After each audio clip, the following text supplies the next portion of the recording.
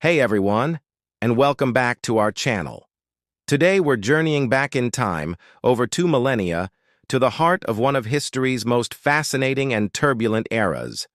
We're going to explore the life of a man whose name is synonymous with power, ambition, and the very idea of an empire.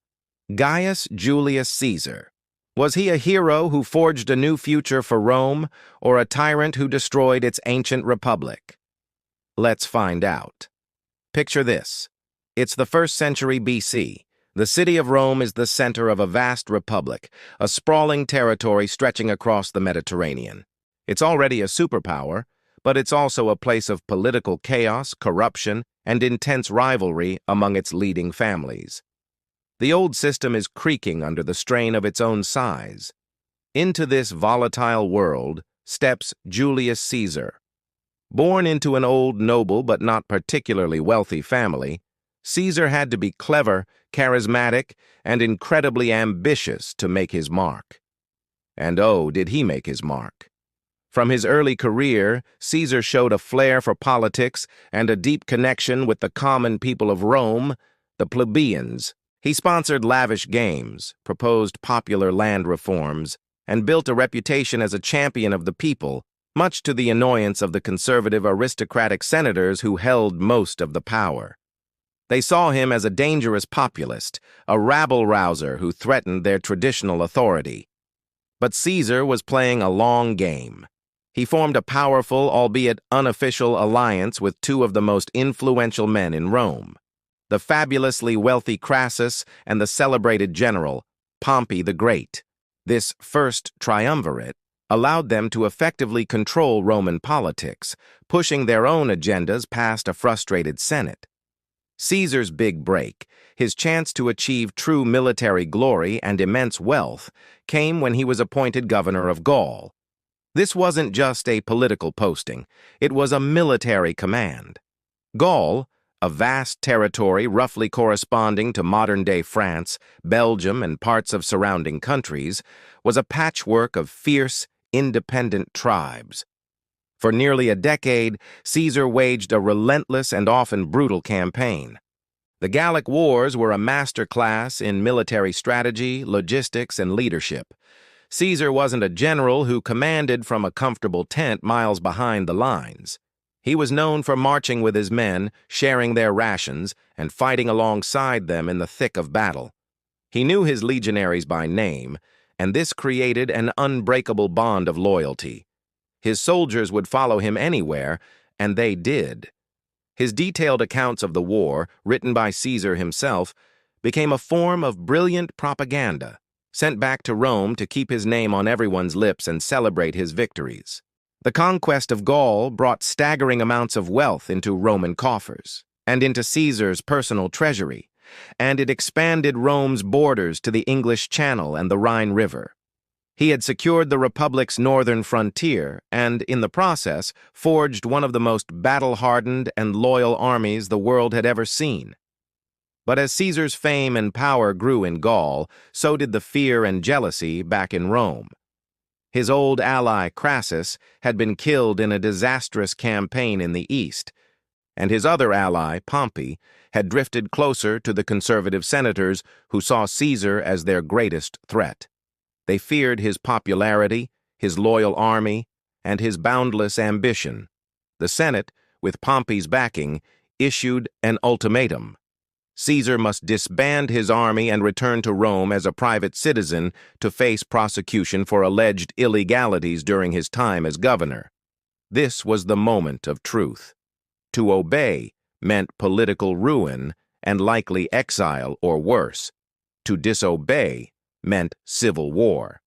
Caesar stood with his legion, the famous 13th, on the banks of a small river in northern Italy called the Rubicon.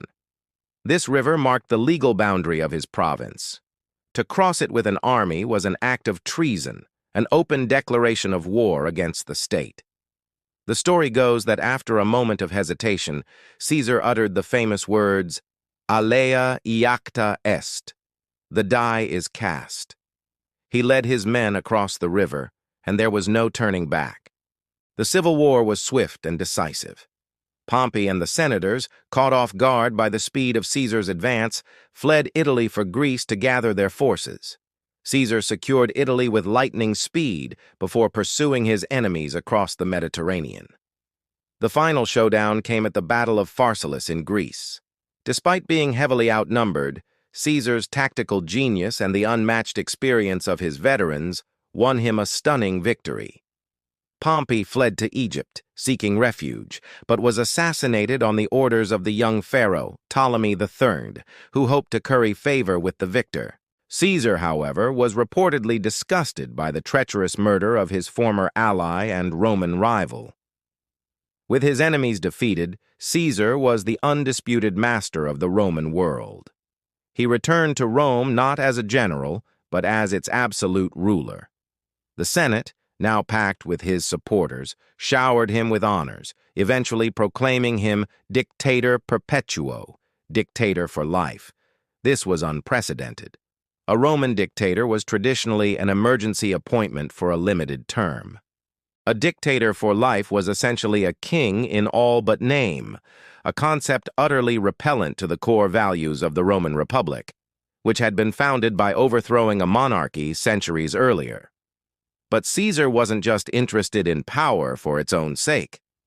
He immediately began a sweeping program of reforms. He tackled Rome's debt crisis, reformed the welfare system by limiting the grain dole, and initiated massive public works projects that created jobs for the unemployed. He granted Roman citizenship to people in the provinces, helping to unify the vast territories. And perhaps most famously, he reformed the calendar. The old Roman calendar was a mess, falling out of sync with the seasons. Caesar, with the help of astronomers, introduced the Julian calendar, a solar calendar with 365 days and a leap year every 4 years. This system, with minor adjustments, is the basis of the calendar we still use today. He was planning even more: grand military campaigns, new legal codes, and libraries. He was trying to fix a broken system and build a stronger, more stable Rome. Yet, for all his reforms, a core group of senators saw him as a tyrant who had crushed Roman liberty. They whispered in the shadowy halls of the Senate, believing the only way to restore the Republic was to remove the dictator. They called themselves the Liberators. Their leaders were Marcus Junius Brutus, a man Caesar had pardoned and treated like a son, and Gaius Cassius Longinus. They plotted his assassination, convinced they were acting for the good of Rome.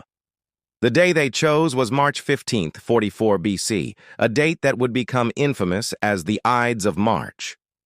Despite warnings and supposedly bad omens, Caesar went to the Senate meeting. As he sat down, the conspirators surrounded him. One tugged at his toga, the signal. Then they attacked, stabbing him with daggers they had hidden in their robes. According to legend, when he saw Brutus among his attackers, Caesar uttered his final, heartbroken words. Et tu, Brute? You too, Brutus? He fell at the base of a statue of his great rival, Pompey, his body pierced by 23 wounds. The assassins believed the people of Rome would hail them as heroes who had saved the Republic. They were tragically mistaken. Caesar's death didn't restore the Republic. It shattered it completely. The public, who had loved Caesar, was horrified and enraged. His grand funeral turned into a riot as the mob, incited by a masterful speech from Caesar's loyal lieutenant, Mark Antony, hunted down the conspirators. The assassination plunged Rome into another round of brutal civil wars. Out of this chaos, a new figure emerged: Caesar's grandnephew and adopted son, a young and unassuming man named Octavian. Caesar had named him as his heir in his will.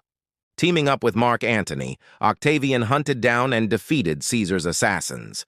But their alliance soon crumbled, leading to one final conflict. In the end, it was Octavian who emerged victorious. He skillfully consolidated his power, learned from his great-uncle's mistakes, and, while maintaining the appearance of the Republic, effectively became Rome's first emperor, taking the name Augustus. The age of the Roman Empire had begun. Julius Caesar's legacy is immense and complicated. He was a military genius, a brilliant politician, and a visionary reformer. But he was also ruthless, driven by an insatiable ambition that ultimately led to the destruction of the very republic he claimed to serve. His life is a timeless story about the intoxicating allure of power, the clash between ambition and tradition, and how the actions of one individual can change the course of history forever. His name became a title, Kaiser in German, Tsar in Russian, and his story continues to captivate and teach us about the complex nature of greatness and its heavy price.